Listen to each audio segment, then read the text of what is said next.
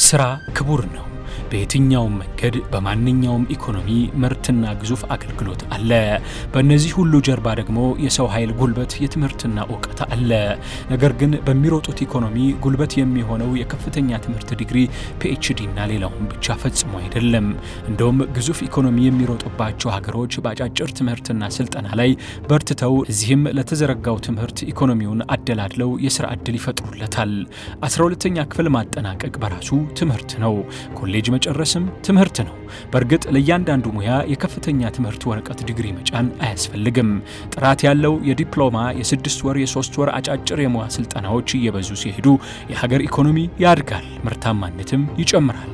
ለባንክ ስራ፣ ለመብራት ጥገናው፣ ለፍሪጅና ለስቶፍ ጥገናው፣ ለቧንቧው ስራ፣ ለመኪና ጥገናና ለሌሎችም ብዙ ሙያዎች የሚያስፈልገው ተግባራዊ ክህሎት ስልጠናና ልምምድ ነው።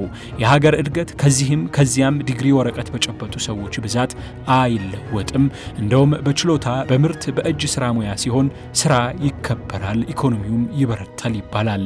በእርግጥ በግዙፍ ኢኮኖሚ እንደ ሕክምና፣ አቪዬሽን፣ ሕግ፣ ምህንድስናና ሌሎችም ከፍተኛ የአካዴሚክስ ትምህርት ይጠይቃሉ። ዋናው ነገር በኢትዮጵያ የትምህርት መንገድ ሁለቱን እንዴት ማጣጣም ይቻላል የሚለው ነው። ትምህርት ተሻሽሎ ለኢኮኖሚው የተሻለ እንዲያዋጣስ ማሳያ መንገዱ ምን ሊሆን ይችላል? የተከበራችሁ አድማጮች፣ በዛሬው የምጣኔ ሀብት ዝግጅት ይህን የተመለከተውንና ተያያዥ ነጥቦችን ትሰማላችሁ። አብራችሁን ብትሆኑ እንፈልጋለን። ዶክተር አረጋ ይርዳው በአስተዳደርና ተያያዥ ሙያዎች ከ20 ዓመት በላይ አገልግለዋል። እሳቸው በዚህ አካባቢ የተለያየ መጽሐፎችን አጠናቀዋል። ዶክተር አረጋ እዚህ ላነሳነው ጉዳይ ሀሳባቸውንና መፍትሄ መንገዱን እንዲያሳዩን የተጓዙበት የሥራ ልምድ ርቀት ያላቸው የተለያየ የትምህርት ዝግጅት ስብስብና ውሎ ይፈቅድላቸዋል። ኳሊቲ ኦፍ ኤጁኬሽንን ለማሻሻል ህብረት ያስፈልጋል። በትዕዛዝ ብቻ ልታረገው አይችልም። ቅንነት ያላቸው ለልጆች ተቆርቋሪ የሆኑ ትምህርት ቤት እኮ የከፈትኩት እኔ ልጅ ወጣቶችን ላበቃ ነው እንጂ ልነግድ አይደለም። ወጣቶችን ላወጣ ነው እንጂ እኔ ልሾም ፕሮፌሰር ለመባል ምናምን ለመባል አይደለም። ኦኬ፣ ሌላ ከሆነ ገንዘብ ለገንዘብ ብዬ አይደለም።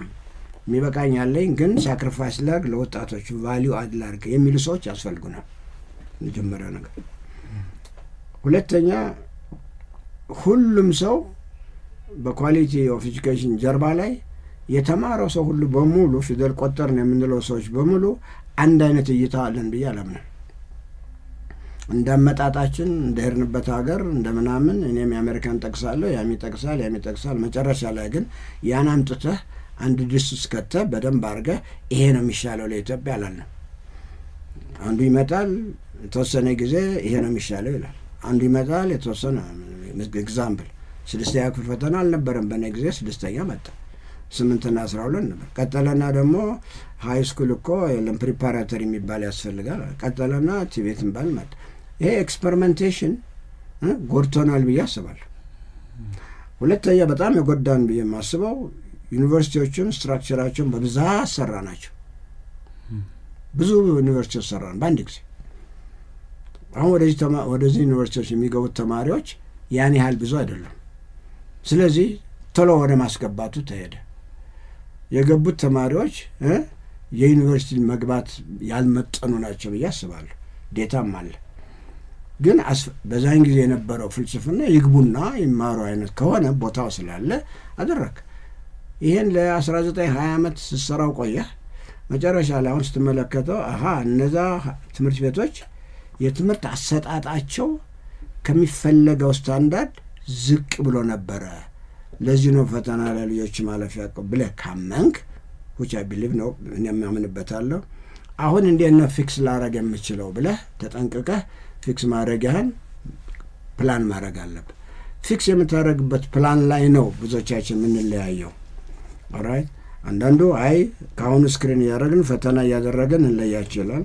አንዳንዱ ደግሞ ኖ ሃይ ስኩሎች ምናምኖቹ ላይ ሞር የምናደርገው ነገር ካለ እሱ ላይ ቶሎ እናተኩር እንላለን። ጊዜ እንስጠው፣ የተወሰነ ጊዜ መካከል ላይ ስሎውሊ እንመልሰው የሚል አለ። የለም አሁኑኑ ነገር አድርገን የተወሰነ ሳክሪፋይስ ይኖራል፣ ያን ሳክሪፋይስ ተወተነው እናስተካክል የሚል ይኖራል። ይህ አይነት ልዩነት ሊኖር ይችላል በአፕሮቹ ላይ።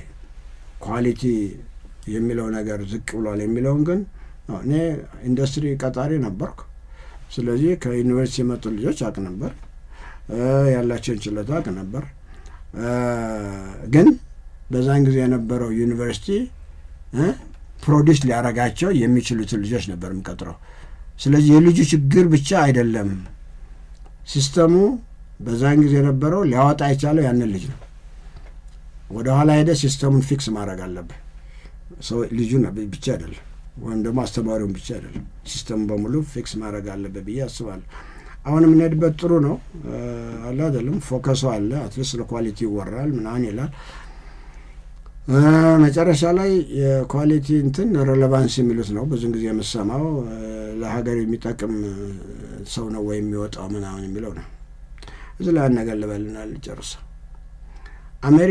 አሜሪካ ያደረገው የፒኤችዲ ብዛት ነው ብትለኝ አንስማማም ከኔ ጋር።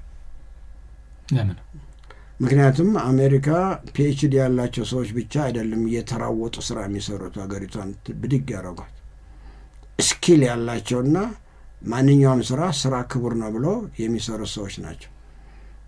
አንዱ ተነስቶ ጋዝ ስቴሽን የሚሰራ ቢሆን፣ አንዱ ተነስቶ ምናምን የሚሰራ ቢሆን ፒኤችዲ ካገኘው ሰውዬ ዝቅ ያልኩ ነው ብሎ አስብ።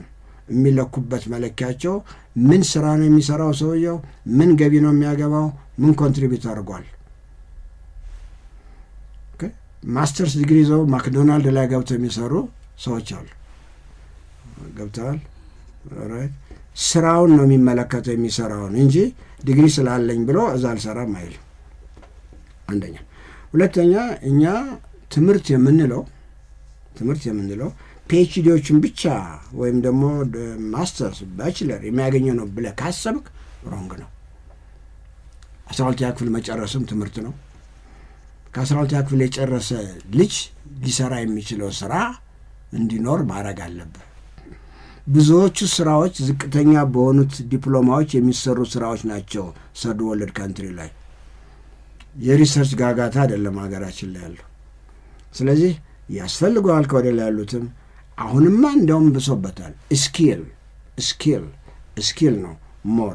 እንዲያውም አሁን አውቶኖመስ ዩኒቨርሲቲ ልንሰራ አይደለም አይደል? ከነዛ ፍልስፍና ውስጥ አንዱ የተለያዩ የሾርት ተርም ትምህርቶች መስጠት ነው።